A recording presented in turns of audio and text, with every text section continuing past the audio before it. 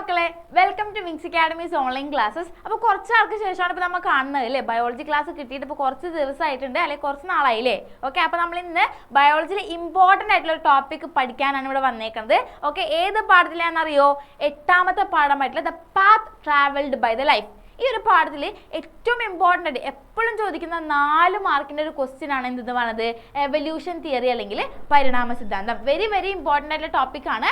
ഒട്ടും വിട്ടുകളായി തന്നെ മക്കളെ എക്സാമിന് പോകുന്നതിന് മുമ്പ് എന്തായാലും പഠിച്ചിട്ടുണ്ടാവണം. ഓക്കെ, അപ്പോൾ ഈ പാഠത്തിൽ നമുക്ക് ഇമ്പോർട്ടൻ്റ് ആയിട്ട് പഠിക്കാൻ വരുന്ന 2 എവല്യൂഷൻ തിയറിയാണ് അല്ലെങ്കിൽ 2 പരിണാമ സിദ്ധാന്തമാണ് പഠിക്കാനുള്ളത്. ഓക്കെ, ഒന്നാമത്തെ സിദ്ധാന്തം അല്ലെങ്കിൽ ഒന്നാമത്തെ തിയറിയുടെ പേരാണ്, ശ്രദ്ധിച്ച് കേട്ടോ മക്കളെ, ലെമാർക്കിസം. ഓക്കെ, ലെമാർക്കിസം. ഓക്കെ, രണ്ടാമത്തെ തിയറിയുടെ പേരാണ് ഡാർവിനിസം. എന്താണ് മക്കളെ ഒന്ന് പറഞ്ഞേടാ, എന്താന്ന് പറഞ്ഞേ? ഡാർവിനിസം. ഓക്കെ, അപ്പോൾ ഈ 2 ഇമ്പോർട്ടൻ്റ് ആയിട്ടുള്ള തിയറിയാണ് നമുക്ക് ഈ പാഠത്തിൽ പഠിക്കാനുള്ളത്. ഓക്കെ, അപ്പോൾ എന്താണ് ലെമാർക്കിസം, എന്താണ് ഡാർവിനിസം എന്ന് നോക്കിയാലോ. ഓക്കെ, അപ്പോൾ ലെമാർക്കിസം പറഞ്ഞതിന് മുൻപ് തന്നെ നമ്മുടെ ശാസ്ത്ര ലോകത്ത്, നമ്മുടെ സയൻറ്റിഫിക് വേൾഡിൽ ഏറ്റവും ആദ്യമായിട്ട് എവല്യൂഷൻ അല്ലെങ്കിൽ പരിണാമം എന്ന് പറഞ്ഞ ആ ഒരു ടോപ്പിക് ആദ്യമായിട്ട് അതിനൊരു തിയറി കണ്ടുപിടിച്ച സയൻറ്റിസ്റ്റ് ആണ് ആര്? ലെമാർക്ക് എന്ന് പറഞ്ഞ ഈ സയൻറ്റിസ്റ്റ്. ഓക്കെ, ഇദ്ദേഹമാണ് നമ്മുടെ എവല്യൂഷനെ കുറിച്ച് ആദ്യമായിട്ട് എന്തുണ്ടാക്കിയത്? First attempt. ഓക്കെ, ഇത് നോക്കിയാൽ മക്കളെ, the first attempt to explain the history of evolution. Okay, പരിണാമത്തിന്റെ ചരിത്രം ആദ്യമായിട്ട് എക്സ്പ്ലെയിൻ ചെയ്യാൻ ശ്രമിച്ച സയൻറ്റിസ്റ്റ് ആണ് ആരെന്ന് പറയുന്നത്? ലെമാർക്ക് എന്ന് പറയുന്നത്. ഓക്കെ, ഇദ്ദേഹം എന്താണ് ലെമാർക്കിസം എന്ന് പറഞ്ഞതിന് മുമ്പ് ഇമ്പോർട്ടൻ്റ് ആയിട്ട് അറിയേണ്ട ഒരു സാധനമാണ് എന്താണ് acquired characters. What is acquired characters അല്ലെങ്കിൽ എന്താണ് സ്വയാർജിത സ്വഭാവം?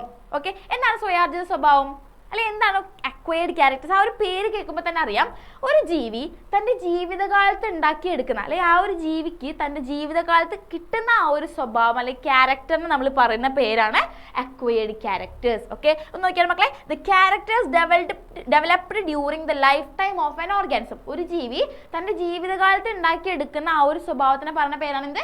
Acquired characters. ഓക്കെ, ഈ ഒരു സാധനം അറിഞ്ഞാൽ മാത്രം നമുക്ക് എന്ത് പഠിക്കാൻ പറ്റുള്ളൂ? ലെമാർക്കിസം എന്താണെന്ന് പഠിക്കാൻ പറ്റുള്ളൂ. ഓക്കെ, അപ്പോൾ അക്വയർഡ് ക്യാരക്ടേഴ്സ് എന്താ മനസ്സിലായില്ലേ? അപ്പോൾ ലെമാർക്ക് പറഞ്ഞത് എന്താണെന്ന് വെച്ചിട്ടുണ്ടെങ്കിലേ, ഈ ക്യാരക്ടേഴ്സ് പാരമ്പര്യമായിട്ട് കൈമാറ്റം ചെയ്യപ്പെടുകയും അതുവഴി പുതിയ സ്പീഷീസിന് ഉണ്ടാക്കാൻ പറ്റുമെന്നാണ് ആര് പറഞ്ഞത്?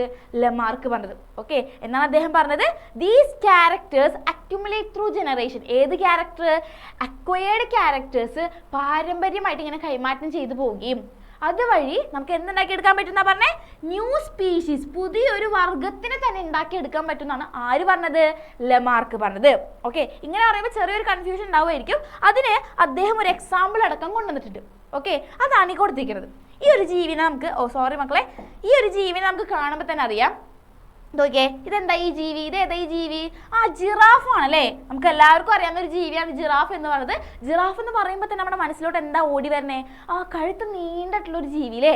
ആ, ഈ കഴുത്ത് നീണ്ട ജീവിയാണ് ജിറാഫ് എന്നാണ് നമ്മൾ എല്ലാവരും വിചാരിച്ചു വെച്ചത്.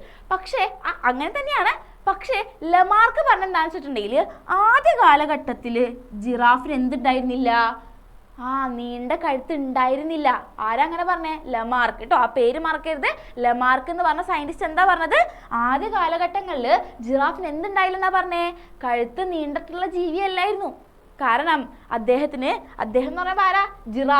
ജിറാഫിന് നമ്മുടെ ലാൻഡിൽ അത്യാവശ്യം ഫുഡ് ഉള്ളതുകൊണ്ട് മൂപ്പിലാൻ എവിടെ നിന്നാ ഭക്ഷണം കഴിച്ചിരുന്നേ?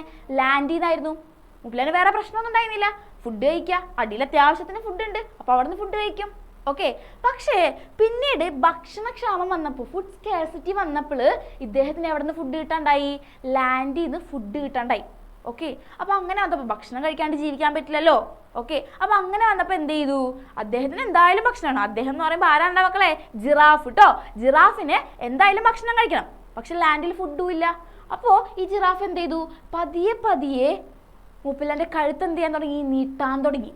ഓക്കെ, അങ്ങനെ കഴുത്ത് നീട്ടി ഉയരം കൂടിയ മരങ്ങളില്ലേ, ഈ മരങ്ങളിൽ നിന്ന് ഇലകളൊക്കെ പറിച്ച് കഴിക്കാനായിട്ട് തുടങ്ങി. ഓക്കെ, പറഞ്ഞാൽ മനസ്സിലായില്ലേ? ആദ്യം തന്നെ ജിറാഫ് എന്ന് വെച്ചാൽ എന്തായിരുന്നു? ഉയരം കൂടിയ, അതായത് നീളം കൂടിയ കഴുത്തില്ലാത്ത ജീവിയായിരുന്നു. പക്ഷേ ഫുഡ് സ്കാർസിറ്റി വന്നപ്പോൾ, അതായത് ഭക്ഷണത്തിന് ക്ഷാമം വന്നതോടുകൂടി ഇയാൾ എന്ത് ചെയ്യാൻ തുടങ്ങി? കഴുത്ത് നീട്ടി ഉയരം കൂടിയ മരത്തിൽ നിന്ന് ഭക്ഷണം കഴിക്കാനായിട്ട് തുടങ്ങി. ഓക്കെ, ഇതാണ് ആര് പറഞ്ഞത്? ലെമാർക്ക് പറഞ്ഞത്. അപ്പോൾ ഇതാണ് അദ്ദേഹം പറഞ്ഞത്. ഓക്കെ, ആദ്യം എന്താ? ജിറാഫിന് ഒരു ക്യാരക്ടർ ഉണ്ടായിരുന്നില്ല, അതായത് ഉയരം കൂടിയ കഴുത്ത് അല്ലെങ്കിൽ നീളം കൂടിയ കഴുത്ത് ഉണ്ടായിരുന്നില്ല. പക്ഷേ പിന്നീട് ഇയാൾ എന്തുണ്ടാക്കാൻ തുടങ്ങി, ഇയാൾക്ക് ഒരു സ്വഭാവം ഉണ്ടാകാൻ തുടങ്ങി. നീളം കൂടിയ കഴുത്ത് എന്ന് പറഞ്ഞാൽ ആ ഒരു ക്യാരക്ടർ കിട്ടുകയും അത് പിന്നീട് എന്താകാൻ തുടങ്ങി, ജനറേഷൻ വഴി നിലനിന്ന് പോവുകയും ചെയ്തു. അങ്ങനെയാണ് ഇപ്പോൾ ഉള്ള ജിറാഫിനൊക്കെ എന്ത് കിട്ടിയത്, ഈ നീളം കൂടിയ കഴുത്ത് കിട്ടിയതാണ് ആര് പറഞ്ഞത്, ലെമാർക്ക് പറഞ്ഞത്.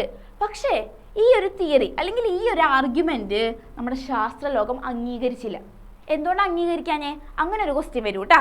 ഓക്കെ, എന്തുകൊണ്ടാണ് ലെമാർക്കിസം അല്ലെങ്കിൽ ഈ ഒരു ആർഗ്യുമെന്റ് നമ്മുടെ സയന്റിഫിക് വേൾഡ് അക്സെപ്റ്റ് ചെയ്യാഞ്ഞത്? Because these characters are not inheritable. അതായത് ഒരു ജീവി തൻ്റെ ജീവിതകാലത്ത് ആർജിച്ചെടുക്കുന്ന സ്വഭാവം ആ ഒരു ജീവിക്ക് ഉണ്ടാവും.